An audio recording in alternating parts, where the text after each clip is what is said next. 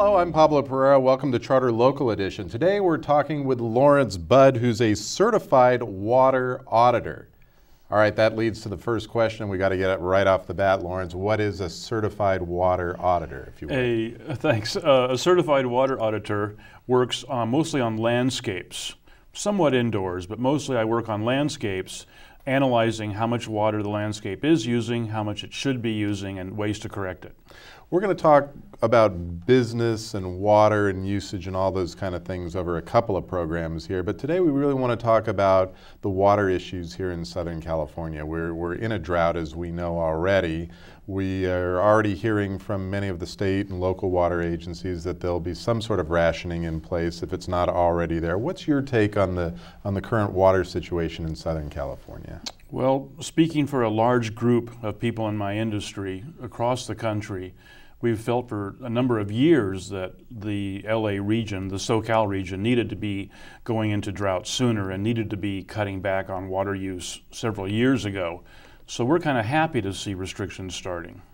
So what is it about restrictions now? Why? I mean, the rainfall season isn't officially over yet. We don't usually get a lot of rainfall in the spring months, but why the urgency to implement rationing now, do you think? Well, for the last 5 years or so, we've had very low reservoirs. They keep getting lower.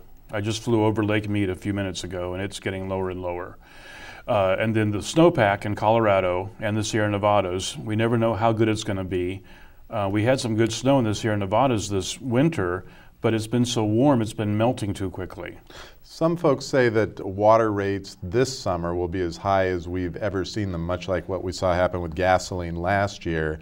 People are in for real sticker shock when it comes to water rates, and in this economy, this is not good news. That's true, it's not good news, and what happens is the rates will go up, water will be cut. What happens is the water agencies find the easiest way to get people to use less water is to raise the price. Sad but true. And so the prices will be going up. Having said that, please bear in mind that every municipality has their own rate structure. And one town might be $2 and the next town might be $6. There's no consistent pricing. So rates sometimes raised in order to get people to conserve more. Is this a technique that actually works, do you think, or do people still use what they need? The Water Works Association people say that it does work. They say it can bring water use down 20–30% just by raising rates. Not always, but it should. There's some dangers there, but yes. So what are we going to need to be looking at for this spring, this summer, when it comes to water and water use here in Southern California? We're going to have to use less water on our landscapes and use it more efficiently.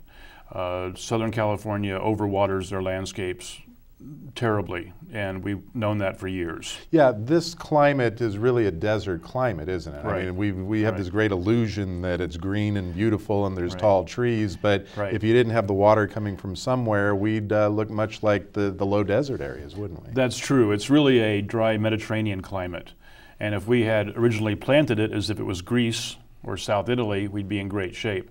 But as you know, back in the 50s and 60s, when people started really building here, there was this huge push to make it look very tropical. I think Hawaii had an influence on that. It's just the wrong climate to have a tropical. Very quickly, water quality, still okay? Good water coming into Southern California? Still okay. The groundwater's good. The water coming from the north and south is still good, but going to be losing a lot of the water from the north. But yes, the water quality is still okay as far as I know. All right, Laurence Budd, thanks so much for joining us. A certified water auditor. I learned something new today. That's going to do it for this edition of Charter Local Edition. I'm Pablo Pereira. Until next time, have a great day.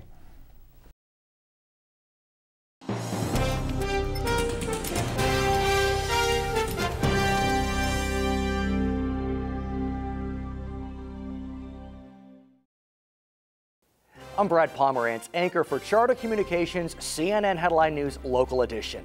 Now, if you've missed any of these interviews, you can always watch them through Charter's video-on-demand free service, 24 hours a day, 7 days a week. Now, to access all of Charter's Local Edition interviews on VOD, please go to Charter's Channel 1 and then click on Community Interest and then click on Government and Public Affairs. And thank you for being a Charter customer.